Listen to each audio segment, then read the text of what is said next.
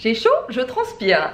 Salut tout le monde, bienvenue dans cette nouvelle vidéo. Aujourd'hui, c'est la deuxième partie de la FAQ que j'ai lancée sur Instagram. Et comme je vous le disais sur la première partie qui était déjà super longue, vous m'avez posé énormément de questions.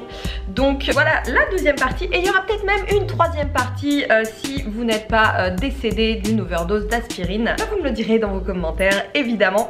Donc on commence tout de suite avec Mode Beauty Valou, qui me demande: depuis quand fais-tu de la salle? Pourquoi as-tu commencé? Quels sont tes projets pour 2018? Depuis quand je fais de la salle? Alors, j'ai passé mon diplôme en 2004, enfin j'ai obtenu mon diplôme en juin 2004. Donc avant j'avais mon année au Crêpes de Toulouse et avant d'entrer au Crêpes de Toulouse j'ai fait une année de salle très axée suivi de cours co, parce qu'à l'époque j'étais super branchée cours freestyle, genre step, LIA, des trucs que je fais plus du tout depuis. Mais voilà, c'était mon truc à l'époque et pas mal de body pump aussi et pas mal de muscu. C'est là que j'ai découvert la muscu d'ailleurs, avec un super coach qui s'appelle Manu qui m'a initié un petit peu aux bases de la musculation, avec qui j'ai fait mes premières tractions d'ailleurs. Et voilà, donc en fait dès que je me suis inscrite en salle, au bout de quelques semaines j'ai décidé que ça serait mon métier. Donc j'ai bossé comme une dingue pour être prête pour les tests d'entrée que j'ai passés. Et voilà comment ça a commencé. Donc ça fait un petit bout de temps que je fais de la salle. Par contre après j'ai donné énormément de cours collectifs. J'ai quasiment pas fait de muscu les 3/4 de mon activité professionnelle. J'ai fait une petite pause de 3 ans pour monter un atelier de sellerie, harnachement et travailler dans le cheval. Donc c'était un petit break et puis je suis revenue au fitness, ouais, je sais plus du tout. Ça remonte, c'était il y a très longtemps. Mais donc voilà, sur ces 13 années, j'ai juste fait une pause de 3 ans hors salle de fitness.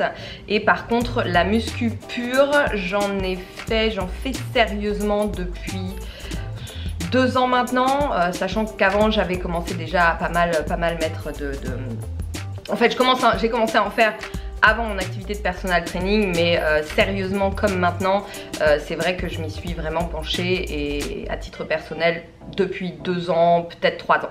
Voilà, c'est un peu flou tout ça, n'est-ce pas? Hey, ça fait beaucoup d'années quand même hein. Pourquoi as-tu commencé? Bah du coup, je crois que je l'ai dit, mais il me semble que j'en avais parlé dans une de mes vidéos. Mais en gros, moi j'ai eu un parcours un petit peu particulier niveau scolaire. Et j'ai passé un diplôme de sellerie harnachement. Et ensuite j'étais un peu perdue, je savais pas trop quoi faire. Et je me suis retrouvée en salle de fitness. Et j'ai vraiment accroché et voilà, donc je me suis ruée dedans et puis c'est ma passion, donc je suis très contente. Quels sont tes projets pour 2018? Alors 2018 c'est demain hein, quand même. Donc le premier semestre j'ai mon e-book de recettes végétales à sortir. Je suis en train d'accumuler plein de recettes, je vous en parlerai dans mon prochain vlog d'ailleurs, parce que l'expérience que je vis en ce moment ici m'aide énormément, donc c'est super cool. J'ai évidemment mon Get That Boutique qui sera lancé, enfin ça c'est plutôt fin 2017. Et j'ai un super programme ultra complet là que je suis en train de mettre en forme et qui va me demander énormément de travail, qui sera un petit peu mon programme d'entraînement ultime avec tout en fait. Tout ce qu'on peut faire pour optimiser ses capacités physiques, repousser ses limites, améliorer ses performances, se sentir bien dans son corps et dans sa tête finalement. Donc voilà, je vais essayer de faire un truc vraiment ultra global et ça ce sera pour 2018 parce que ça va me demander pas mal de travail. Et puis il y a d'autres projets personnels, mais ça j'en parlerai plus tard parce que pour l'instant rien de concret, mais de toute façon vous verrez au moins dans mes vlogs. J'ai Audrey BVS qui me dit: quand est-ce que je viens manger chez toi ou toi à la maison? Oui, alors pas tout de suite, mais avec plaisir. J'adore faire à manger pour les gens, donc avec grand plaisir. Quand tu ne fais pas de sport, quelles sont les activités, loisirs, sorties que tu aimes faire? Alors, moi je suis très rock'n'roll comme fille. Je ne vais pas en boîte, je suis plus du tout une fan, je suis pas du tout une grosse fêtarde, ça m'est passé depuis assez longtemps. Donc là maintenant ce que j'aime faire, et ce qui est même nécessaire hein, enfin quand je suis dans un endroit qui me le permet, c'est visiter, déjà explorer les endroits dans lesquels je suis quand je suis pas chez moi, et même Paris parce que c'est une ville absolument magnifique, musée, expo énormément, et voir mes proches. tout simplement, ce qui n'a pas vraiment été le cas beaucoup l'année dernière, comme je disais dans ma précédente vidéo. Mais voilà, j'entretiens un petit peu plus ce lien que j'ai avec les personnes qui me sont chères, parce que c'est vraiment super important. Donc même si je suis une bosseuse et que j'ai tendance à être un peu no life, maintenant il est clair que cette part sociale a et va avoir une place de plus en plus importante dans ma vie, parce que c'est très important. Peux-tu nous ressortir des photos de toi quand t'étais petite et ado? Alors non Audrey, je suis désolée, je ne garde absolument aucune photo. D'ailleurs merci les réseaux, parce que sans ça j'aurais pas du tout de photos. Je garde aucun souvenir à part dans ma tête en fait. Donc j'ai absolument zéro photo de moi. J'ai rien du tout avec moi ou dans mes ordis ou quoi que ce soit.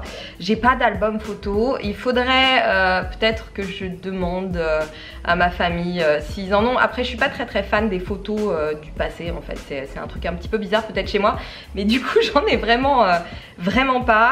D'ailleurs je peux faire un appel à témoins si certaines personnes m'ont connue à mes époques collège ou plus tard quand j'avais les cheveux rouges ou les cheveux blonds platine.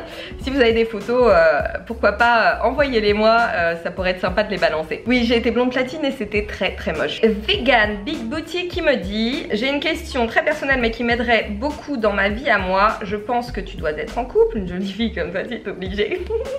Merci beaucoup. Ça y est, vous me faites transpirer à nouveau. Que pense ton chéri de ton changement d'alimentation et des coûts financiers que cela engendre? Et ben en fait, il a joué un très bon rôle dans cette histoire, parce que c'est un peu lui qui m'a mis la puce à l'oreille. C'est une personne qui est extrêmement ouverte d'esprit, et bien que ne mangeant pas du tout végétal, il est très intéressé par le sujet.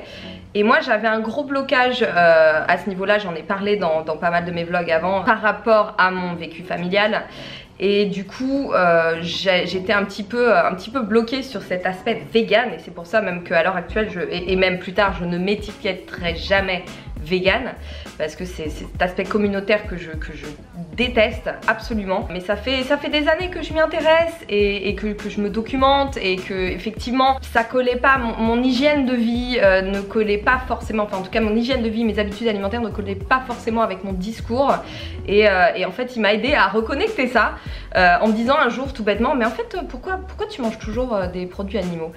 Et sur le coup j'ai fait je sais pas, vraiment j'ai un peu envoyé promener le sujet, et en fait le processus s'est fait tout seul après dans ma tête, et là je me suis dit ouais pourquoi, mais il a fallu que je me détache pas mal de choses, notamment par rapport à mon passé, et ça c'est une question de développement personnel pour être complètement en accord avec mes idées sans avoir l'impression de reproduire un schéma familial. Donc ça a pris du temps, j'ai perdu pas mal d'années, mais bon voilà, ça fait partie de l'expérience de vie, et je suis très contente maintenant d'avoir trouvé cet équilibre entre mes idées, mes connaissances et les bienfaits que ça m'apporte. Et niveau coût financier, bah en fait, bon, déjà je vis toute seule, donc c'est pas vraiment un problème de couple. Et en plus, concrètement, les produits végétaux ne coûtent pas plus cher que les produits animaux, surtout que moi je mangeais quand même 60% de protéines, notamment de protéines animales, et ça coûte la peau du cul, hein. Donc en fait ça n'a engendré absolument aucun surplus financier, donc voire même l'inverse, donc ouais. Aucun problème à ce niveau là. Sabenz, qu'est-ce que c'est que ce pseudo? Question pas hyper intéressante mais que je me suis posée en regardant ton live de tout à l'heure là. Manges-tu toujours des œufs du coup? Bah non. Non, je mange pas d'œufs. En fait je suis pas végétarienne, j'ai juste enlevé les produits animaux de mon alimentation, donc les œufs en font partie. Donc effectivement je n'en mange plus. Si une vidéo sur le sujet vous intéresse, je la ferai avec grand plaisir. Sinon je vous mets le lien en barre de description d'une vidéo en anglais de Derek Simnet, encore lui, qui justement traite le sujet des œufs d'une manière, encore une fois parce qu'il est très fort pour ça, très ludique et très intéressante. Par contre faut parler anglais, donc je vous mets ça en bas. Et autre question hyper importante, celle-ci: veux-tu qu'on lance une cagnotte Litchi pour te financer de nouveaux chaussons plus silencieux? Mais attends, qu'est-ce qu'ils ont mes chaussons? Ils sont très bien. Donc non merci, c'est très gentil. À moins éventuellement que vous me trouviez des chaussons poney. Avec grand plaisir. J'ai Fit Zen et Naturel qui me dit: moi j'aurais 3 questions relatives aux entraînements STP. Alors comme d'habitude je ne prépare rien à l'avance, donc je réponds à vos questions au fur et à mesure. Donc on va vraiment traiter plein de sujets différents en vrac. Comment continuer à développer ma force, notamment au développé couché avec juste une séance par semaine en développé, ça c'est pas grave. Mais aussi au soulevé de terre, je suis limitée au soulevé de terre que je n'ai pas de prise et mes mains lâchent, alors que je pourrais continuer ma série. On va commencer par la force au développé couché. Déjà travaille énormément sur le temps de mise sous tension de tes muscles. Il y a énormément de différence entre bouger des poids et travailler en tension continue. Donc là tout le travail de tempo est très important, notamment sur la phase négative mais pas que, et ça justement c'est une approche qui est ultra intéressante, qu'on le retrouve dans Poliquin Principle. Je vous mets le titre évidemment en barre d'infos, mais il faut lire en anglais, qui décortique un petit peu toute cette notion de travail sur les tempos, qui a tendance à réduire considérablement le nombre de répétitions, mais par contre qui augmente énormément le stress musculaire et le temps de mise sous tension des muscles. Donc pour développer notamment la force et aussi pour les personnes qui veulent développer l'hypertrophie musculaire, c'est une approche qui est extrêmement intéressante. Donc voilà mon petit conseil pour ta force au développé couché, sachant qu'une séance par semaine ne pose absolument aucun problème. Ton système nerveux de toute façon ne récupère pas en 48 heures, bien plus, donc si tu t'envoies vraiment de grosses séances et que tu travailles en force, ton système nerveux sera ravi d'avoir cette semaine de récupération. Je suis limitée au soulevé de terre car je n'ai pas de prise et mes mains lâchent alors que je pourrais continuer ma série. Alors, deux choses. Problème de grippe évidemment. Alors moi j'ai un grippe de malade, je ne sais pas à quoi c'est dû, je pense que c'est dû à l'époque où je travaillais dans le cheval et où j'ai beaucoup manié la fourche, n'est-ce pas? Oui, vous pouvez essayer de m'imaginer avec une fourche. Et surtout,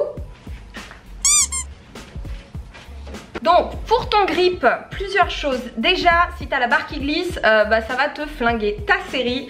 Donc un truc indispensable quand on bosse au deadlift, quand on commence à travailler lourd, c'est de la magnésie liquide qui tient carrément mieux que la magnésie en poudre ou en petits cailloux là. Donc ça évidemment vous le trouvez, et vous avez vu que la mienne elle date hein, vous le trouvez chez Bulk Powder, ça coûte que dalle et ça vous dure super longtemps. Moi je peux pas faire mes grosses séries de deadlift sans magnésie, c'est impossible, même si j'ai un bon grip, ça glisse tout simplement. Et pour augmenter ton grip, plutôt que de faire des trucs à la con, genre de mouvements pour soi-disant renforcer les poignets et les avant-bras, suspends-toi, travaille en suspension, tout simplement. Abdos suspendus, que ce soit en mouvement ou en statique, genre les équerres, les trucs comme ça. Traction, pareil, dynamique ou statique, mais suspends-toi le plus possible, c'est la meilleure solution pour améliorer ton grip, et ça tu le fais le plus souvent possible. Tu peux même démarrer chacune de tes séances par un petit travail en suspension, ce sera tout bénef pour ton grip. Et enfin, que penses-tu des séries de 100? Alors les séries de 100, je pense qu'en fin de séance ça peut être intéressant pour terminer de fatiguer le muscle, pour augmenter la vascularisation.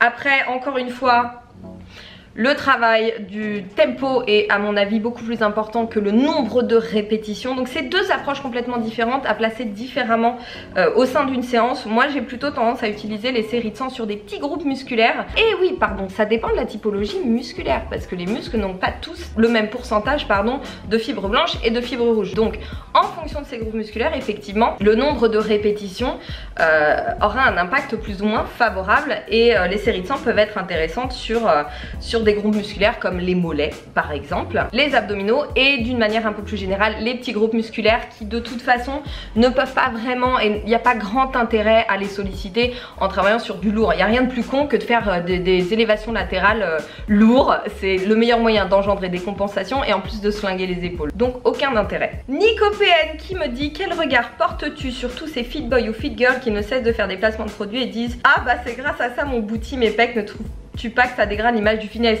Bah si, carrément, mais bon, moi je viens de vous faire un placement de produit avec ma super magnésie donc j'ai pas grand chose à dire. Bon, enfin vous me connaissez, vous savez que mon partenariat avec Bulk est ce qui pouvait se faire de mieux, en tout cas pour moi, puisque ce sont des choses que j'utilise.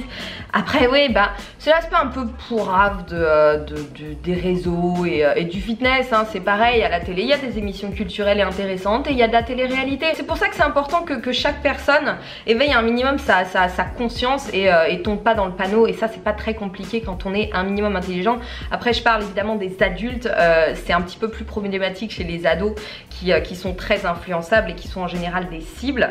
Donc ouais, ça craint, c'est naze, en même temps on est dans une société qui est gérée par l'argent et l'appât du gain est énorme. Donc ouais, c'est un petit peu triste, mais ça se réduit pas que au milieu du fitness malheureusement, on retrouve ça un petit peu partout, c'est bien dommage, mais c'est pour ça que chaque personne doit vraiment être consciente de ce phénomène là, et c'est pour ça qu'il faut être très vigilant vis-à-vis des personnes qui seraient influençables, notamment les adolescents, et ça c'est le rôle des parents. Voilà, vous me faites parler encore en débit continu là, j'en peux plus moi, hein. Petit café évidemment au lait de noisette qui est juste une tuerie. Oh oui. Jerry Boulotte qui me dit quel est ton budget alimentaire en moyenne par semaine. Alors ça je ne saurais absolument pas le dire. En ce moment je suis en déplacement. L'avantage c'est que je paye quasiment pas ce que je mange, donc c'est plutôt cool. Sinon... aucune idée, je ne calcule pas mon budget alimentation, on me le demande beaucoup, je saurais pas vous dire. Je suis pas très forte pour budgétiser les choses d'une manière générale, ce qui est un gros problème parce que je suis incapable de mettre de l'argent de côté du coup. Mais ouais, je saurais pas dire. Après, je mange beaucoup d'aliments peu transformés, certes de bonne qualité mais pas transformés. J'ai éliminé une grosse partie d'aliments qui pouvaient coûter relativement cher. Je mange assez peu au resto sauf quand je voyage, mais voilà, il faudrait que je sois établie à un endroit pendant un certain laps de temps pour faire l'expérience. Je vous promets que je le ferai dès que je rentre. Et aussi dans ton dernier vlog tu parlais de tes nouveaux objectifs type équilibre et tout ça. D'ailleurs vous en avez un petit aperçu par ici. Moi ça fait des mois que j'aimerais consacrer plus de temps aux étirements pour devenir vraiment souple et aux équilibres, autres acrobaties. Mais j'ai du mal à faire une place pour tout ça dans mes entraînements. Je peux donc pas augmenter en temps, donc il faut que je diminue d'autres choses. Ouais, ça c'est galère. Je suis tout à fait d'accord. Moi là j'ai énormément de chance parce que cette expérience me permet de me consacrer beaucoup au travail d'équilibre. Mais globalement je prends pas plus de temps que ça à m'entraîner. Enfin je passe pas plus de temps que ça à m'entraîner. C'est juste que oui je fais moins de muscu. De toute façon tout le haut du corps, comme il y a énormément de travail en suspension et de travail sur les épaules, de toute façon vous le voyez hein, j'ai quand même, ça va. J'ai pas trop perdu et je risque pas de perdre, bien au contraire.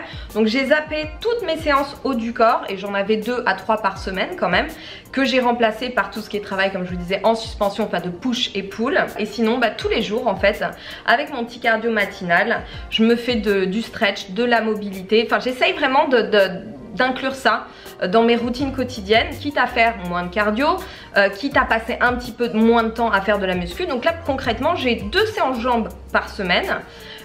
Et le reste du temps c'est vraiment que du travail axé push-pull, poids du corps et souplesse, mobilité, etc. Et je suis pas perdante au change parce que mes abdos sont énormément sollicités et le haut du corps aussi.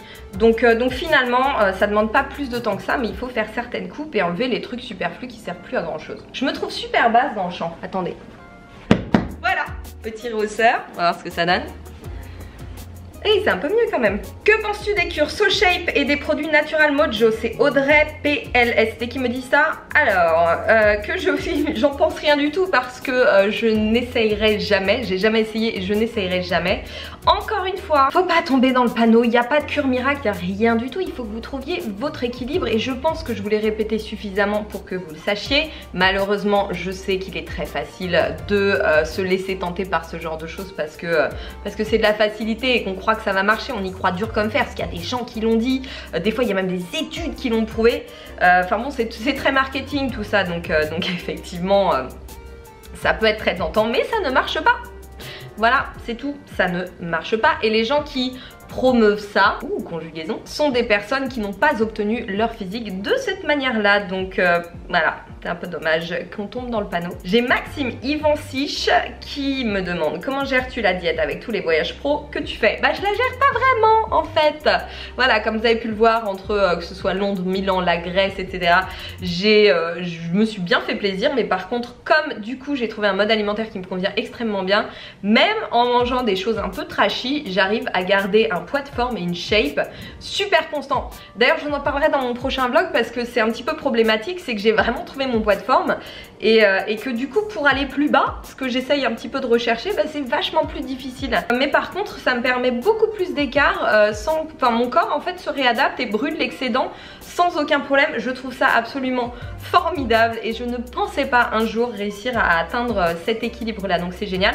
Là cette expérience de 2 mois me permet d'être beaucoup plus regardante sur ce que je mange et mes macronutriments. Donc là en ce moment je traque mes macros juste pour être sûre que je suis un petit peu dans les clous parce que sinon j'ai tendance à trop manger. Mais sinon voilà, après là je dirais pas que je suis à la diète, donc mon régime alimentaire me permet, même s'il est très flexible, de même en déplacement et même en mangeant des cochonneries, de garder cette shape et ce poids de forme qui me conviennent parfaitement bien.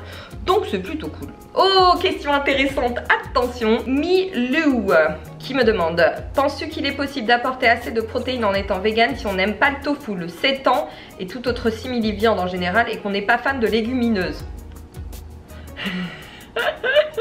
mais là tu manges rien en fait. Non, je rigole. Alors oui, c'est vachement compliqué quand même. Alors déjà, il faudrait savoir pourquoi t'es pas fan des légumineuses. Après, quand on fait des choix alimentaires, il faut aussi accepter de se tourner vers des aliments qui vont répondre à nos besoins. C'est comme les gens qui me disent, bah ouais, mais j'aime pas les légumes. Bah ouais, mais les légumes, c'est la vie, c'est la santé, c'est les vitamines, c'est les minéraux, les fibres, donc il faut en manger. Donc ça s'éduque, des papilles, ça s'éduque. Pour tout ce qui est digestion, j'en parle dans ma vidéo précédente. Le trempage, le rinçage sont des choses très très importantes. La lactofermentation aussi, les probiotiques, le psyllium éventuellement. Donc si c'est un problème digestif, il peut parfaitement être amélioré, voire complètement réglé. C'était mon cas d'ailleurs. Et pour le tofu sétant, alors déjà, est-ce que tu as goûté le tempeh? Parce que le tempeh, qui est donc des haricots de soja lacto-fermentés, c'est donc un produit qui est beaucoup moins transformé que le tofu ou que le sétan, qui est du gluten de blé, donc de la protéine de blé, donc du gluten. C'est excellent pour la santé, c'est plein de probiotiques, c'est hyper riche en protéines évidemment, il n'y a pas du tout de phytoestrogènes ou autres antinutriments, donc ça c'est top, merci la lactofermentation. Et en plus c'est super bon, donc ça fait partie de choses qui, enfin... Ouais, effectivement, si t'enlèves tout, bah déjà gustativement parlant c'est un peu tristoun, et en plus effectivement en termes de nutriments, même si Derek Simnet encore une fois a prouvé dans une de ses stories que à partir du moment où on mangeait assez de calories par jour, peu importe ce que l'on mangeait, on était sûr d'atteindre ses besoins, enfin de répondre à ses besoins caloriques. Il a fait avec des concombres, je trouve ça extraordinaire d'ailleurs. Donc même si tu mangeais que des concombres et que tu mangeais 2000 calories de concombres par jour, tu aurais suffisamment de protéines. Je te conseille pas de le faire, mais en tout cas c'est assez parlant. Mais il faut, je pense, voilà, éduquer ses papilles, voir les problèmes digestifs, par quoi ils sont déclenchés et chercher des solutions, encore une fois celles que je viens de proposer qui en général règlent le problème. Sinon voir au niveau de la barrière intestinale s'il n'y a pas quelque chose qui ne va pas. Et voilà, et oui non, le tofu, le sétan, moi j'en mange, là je mange du tofu parce qu'il n'y a pas de tempeh, mais sinon j'en mange très très peu. Et le sétan j'en mange quasiment jamais parce que je suis pas très fan du goût en fait. Enfin je trouve que le tempeh est tellement meilleur que voilà. Sinon il y a du miso, les haricots de soja aussi qui sont très très riches en protéines. Et les céréales, puisque là tu parles de légumineuses, mais il y a évidemment des céréales qui sont excellentes et qui sont de très bonnes sources de protéines. Alors vous êtes nombreux à me poser la question de comment gérer les craquages, les envies de sucrer, etc. J'en ai déjà parlé dans ma précédente vidéo. Je le montre aussi régulièrement dans mes vlogs. Il y a un des vlogs justement que je vous mets par ici, qui est je crois mon dernier séjour à Milan, dans lequel je parle de justement l'état d'esprit à adopter, surtout quand on a tendance à craquer, parce que ça arrive à tout le monde. Donc voilà, je vous balance les infos, les liens vers les vidéos ici plutôt. J'ai Dehi Medra qui me dit: pareil, perso j'aimerais bien connaître tes objectifs à court et à long terme. Donc court terme, vous le savez, et long terme, j'en ai plusieurs. Alors déjà, moi je voudrais continuer, enfin je voudrais surtout me former en développement personnel. Donc là j'ai une formation qui demande pas mal de moyens parce que son coût est assez conséquent, comme toutes les formations et notamment les formations de qualité. Donc cette formation je veux vraiment la suivre parce que c'est quelque chose que je veux pouvoir améliorer chez moi pour pouvoir proposer des choses intéressantes aux personnes qui me suivent en termes de développement personnel. C'est vraiment quelque chose qui m'inspire énormément et que je veux creuser et dans quoi je veux évoluer au maximum. Et évidemment il y a l'aspect alimentaire qui est très important, avec toujours ce projet de restaurant qui effectivement ne sera plus basé sur la même carte puisque j'avais déjà quasiment tout fait, mais sur quelque chose de beaucoup plus végétal, enfin de totalement végétal. Donc mon but évidemment va être de démocratiser la bouffe végétale au maximum et ça ben, voilà, c'est un projet qui demande énormément de moyens parce que le but c'est pas d'ouvrir un micro resto quelque part, c'est vraiment de faire ça à grande échelle. Donc j'y travaille. Et tout ce que je fais en fait maintenant est voué à me donner dans un futur plutôt éloigné les possibilités de pouvoir accomplir ça. Et ton avis au sujet des formations en ligne pour devenir coach sportif comme Bayesian Bodybuilding? Alors je m'y suis penchée récemment parce que ça m'intriguait et je trouve que c'est pas con du tout ce qu'il a fait, parce que comme je le disais encore une fois dans ma précédente FAQ, je trouve que les centres de formation et le système BP en France est un peu merdique et du coup s'il faut un petit peu jouer avec les termes légaux comme le fait Bayesian, puisqu'effectivement ils ont réussi à prouver, en tout cas jouer sur le fait que l'on puisse être personal trainer sans avoir besoin d'un BP. Si ça permet de proposer un contenu de qualité, parce qu'il m'a l'air de très très bonne qualité ce contenu, pourquoi pas, ça évitera peut-être à beaucoup de personnes de galérer avec les organismes de financement, trouver des centres de formation qui vont leur donner quelque chose, des outils pas forcément efficaces pour leur activité. Enfin voilà, et moi je trouve ça plutôt pas mal, en tout cas pour Bayesian. Après je sais pas s'il y a d'autres concepts du genre, mais en tout cas celui-ci, moi je suis plutôt pour. Voilà. J'ai Cons Healthy Life qui me dit: penses-tu que l'on peut atteindre ses objectifs sans compter ses macros, mais surtout au ressenti, notamment pour sécher en gardant un bon métabolisme et du muscle? PS, tu es la meilleure. Voilà, merci, petite goutte de sueur encore. Alors non, ça dépend de ce que tu appelles sécher. C'est-à-dire que là, bah, voilà, je vais me citer comme exemple, hein, parce qu'on n'est jamais mieux servi que par soi-même. Je suis à peu près à 17% de masse grasse. Et c'est quelque chose que j'ai réussi à atteindre et à stabiliser sans vraiment traquer mes macros, voire en mangeant un petit peu de cochonnerie, pas mal de temps en temps.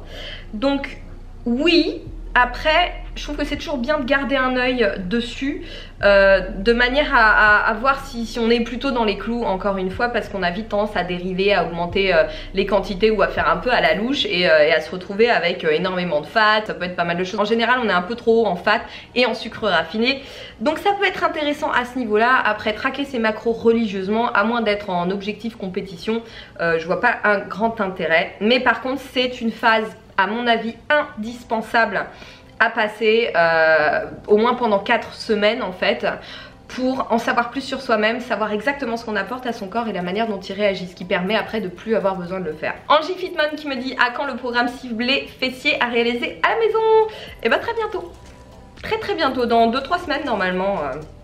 Pareil, vous m'avez quand même posé pas mal de questions sur des sujets que j'aborde beaucoup dans mes vlogs, donc je suis désolée pour les personnes à qui je ne réponds pas directement, mais c'est pour éviter de faire des doublons, sachant que je suis déjà à ma deuxième FAQ. Ah, intéressant, j'ai Clo CHNL qui me dit: je me demande comment fais-tu pour avoir un haut du corps si développé, un si beau dos et de si belles épaules alors que tu ne sembles pas faire beaucoup de séances ciblant ses muscles. Ton secret? Bah j'en fais grave en fait, j'en fais énormément et j'en fais même encore plus depuis que je suis passée sur une approche un petit peu plus gymnique, parce que je sollicite mon haut du corps quasiment tous les jours sur des exercices super intenses, parce qu'il y a beaucoup d'exercices au poids de corps, notamment les tractions.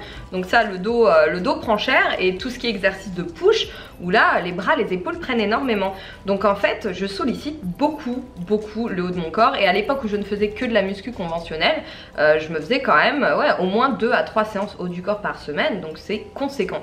Donc voilà la clé du haut de mon corps. Beau, c'est pas moi qui l'ai dit. Et comment bien choisir ses baskets pour la salle mais aussi pour le cardio, impact au sol, etc. Alors, chaussures mixtes, moi je suis une grande fan des Energy Boost de chez Adidas, qui sont ultra polyvalentes. On peut courir avec, elles sont stables pour l'entraînement, elles sont ultra confortables et en plus elles durent super longtemps. Moi en général, avant de commencer à les user, je les utilise pendant 1 an, c'est juste énorme.